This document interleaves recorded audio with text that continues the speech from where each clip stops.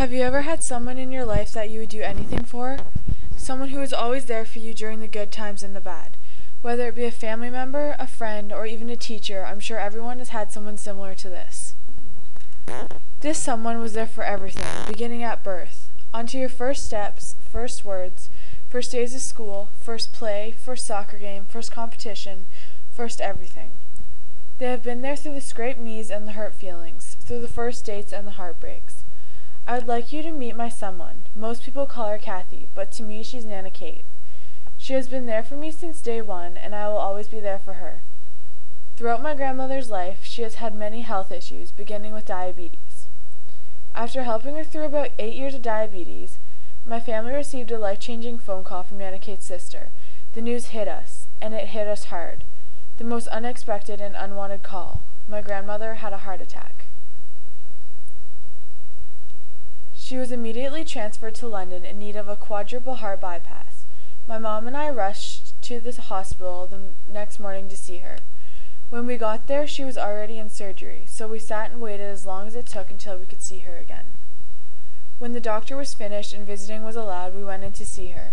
As we walked into the room, I looked at her and I had the worst feeling in my stomach.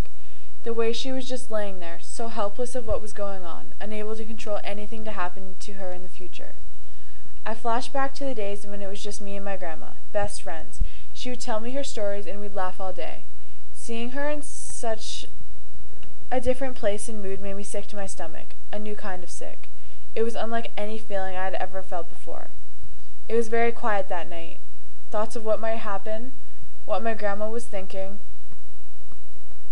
what she was doing, and if it would be over soon. Grandma slowly got better, day by day, but she made it. She was okay again, still living cautiously, watching how she did things, and what she ate, but she made it. Everything was better and I was happy. I finally accepted what happened and was okay to move on. So you obviously know by now how much I love and care for my grandmother. So you can imagine how heartbroken I was when I received the news that she had been diagnosed with type 3 colon cancer after only 1 short year from having her heart attack. Type 4 cancer is the worst.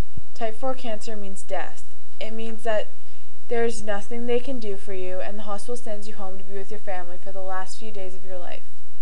Finding this out made me worried that Grandma was just one level lower than death, and opened my eyes to make me realize how close I really was to losing her. One day I was playing around with the symbols for my grandmother's cancer, and was drawing it on a piece of paper.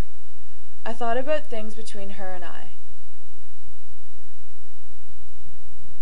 and remembered that she has always called me her little angel. I drew angel wings and a heart onto the symbol. I showed my family and they loved it. It was a great way for me to feel more comfortable about everything that was going on. The 3 of us grandchildren and our mothers went to get tattoos done. We all got Grandma's cancer symbol. Mine was my drawing with angel wings. Usually when people hear the word cancer and don't have any understanding of it, they just think of weird-looking people with no hair. They think of the disgusting vomit, the pain, maybe that it's contagious, and are very judgmental. But no one without actual experience or an understanding ever think of the actual cancer patient. There is no difference between cancer patients and people without it. Whether you have long hair or not, you're still beautiful, and looks should be the last thing added onto all of the stress of one with cancer. They don't think about what it feels like to be that ugly bald one, stuck in a hospital bed, with nothing but horrible thoughts in their head, knowing their life will be over soon. They don't think of the patient's family, how hard it is even for them, knowing that the time they're spending with their parent, grandparent, spouse, or even young child is limited. They're the ones who have to watch their loved ones fall sicker and weaker every day, and there's nothing they can do about it.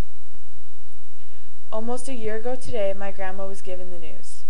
She went through 4 surgeries, spent weeks in hospitals waiting for answers, lived in a cancer home for 6 weeks during her chemo and radiation treatments, and was finally sent home in recovery for 6 months. Now she is just waiting for a phone call. I have great hope that this phone call will be the good one out of the many, and that everything will be okay again.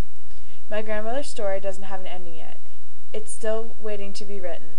If I was the author of my someone's ending, it would be the best ending yet, the one that she deserves.